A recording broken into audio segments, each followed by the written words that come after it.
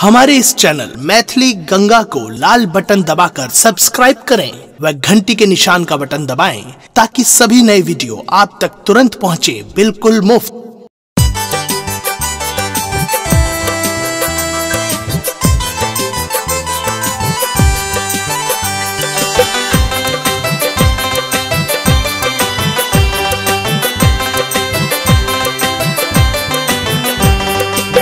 अपने सुन रहे छी गंगा कैसेट की प्रस्तुति।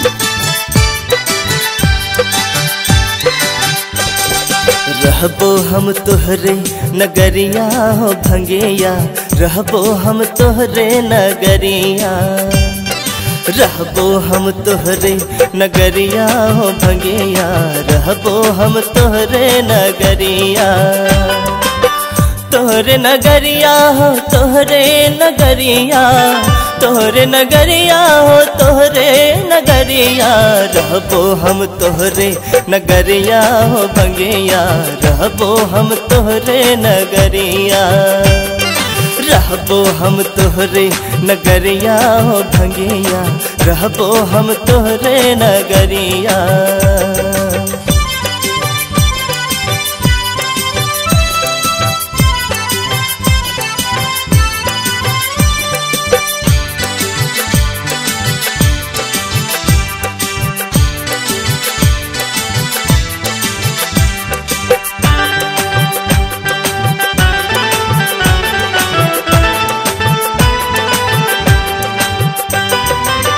झारी मझारी में कुटिया बनायब, झारी मझारी में कुटिया बनायब, झारी मझारी में कुटिया बनायब, झारी मझारी में कुटिया बनायब, कुटिया बनायब, कुटिया बनायब, सब दिन बहारब डगरिया हो भंगिया, सब दिन बहारब डगरिया हो बाबा, रहबो हम तोहरे नगरिया हो भंगिया, रहबो हम तोहरे नगरिया।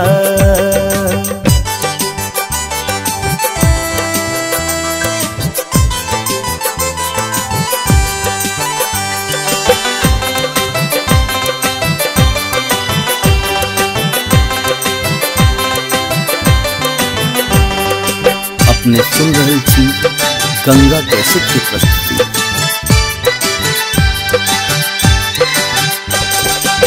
भांगक बारी में बसहा चरायब, भांगक बारी में बसहा चरायब, भांगक बारी में बसहा चरायब, भांगक बारी में बसहा चरायब, बसहा चरायब, बसहा चरायब, जीवन भर करबो चकरिया हो भंगिया, जीवन भर करबो चकरिया हो दानी, रहबो हम तोहरे नगरिया हो भंगिया, रहबो हम तोहरे नगरिया।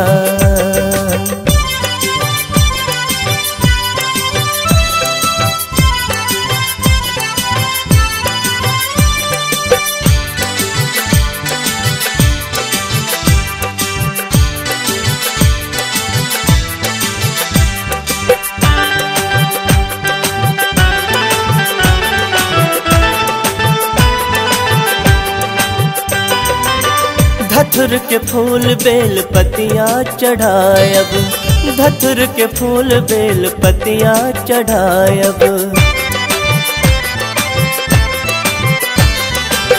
धतुर के फूल बेल पतिया चढ़ायब, धतुर के फूल बेल पतिया चढ़ायब, पतिया चढ़ायब, बेल पतिया चढ़ायब, चानन चढ़ायब केसरिया हो भंगिया, चानन चढ़ायब केसरिया हो भोला, रहबो हम तोहरे नगरिया हो भंगिया, रहबो हम तोहरे नगरिया।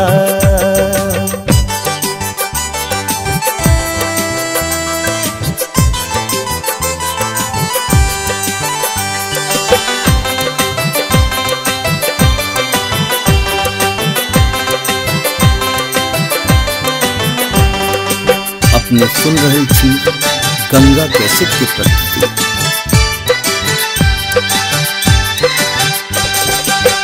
कतब हटे बात हम नहीं हटबा, कतब हटे बात हम नहीं हटबा। कतब हटे बात हम नहीं हटबा, कतब हटे बात हम नहीं हटबा। हम नहीं हटबा, हम नहीं हटबा। कहियो नहीं छोड़बो दुवरिया हो भंगिया, कहियो नहीं छोड़बो दुवरिया हो बाबा। रहबो हम तोहरे नगरिया हो भंगिया, रहबो हम तोहरे नगरिया।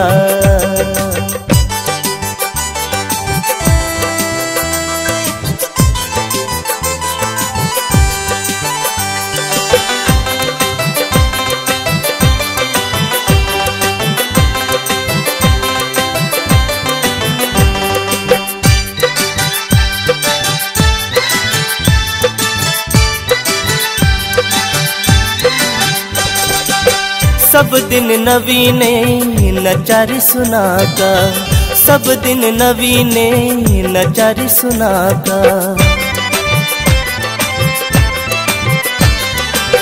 सब दिन नवीने नचारी सुनाका, सब दिन नवीने नचारी सुनाका।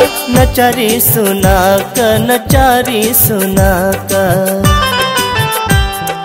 अपन बितायब उमरिया हो भंगिया, अपन बितायब उमरिया हो भोला। रहबो हम तोहरे नगरिया हो भंगिया, रहबो हम तोहरे नगरिया।